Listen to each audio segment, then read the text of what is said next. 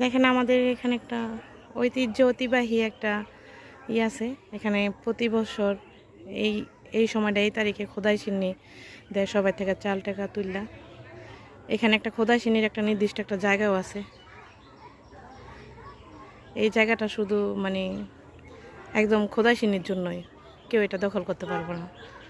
এখানে এক বছর শুধু বন্ধ রাখছিল, আর ওই বছর অনেক ক্ষতি হয়েছিল, তো সে থেকে এখন আর বন্ধ রাখে না। প্রতি বছরে এখানে আয়োজন করা হয়।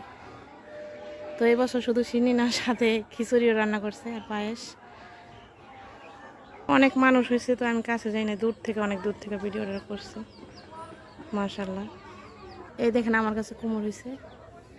আলহামদুলিল্লাহ, আমার নিজের হাতে লাগানো গাছের কুমড়।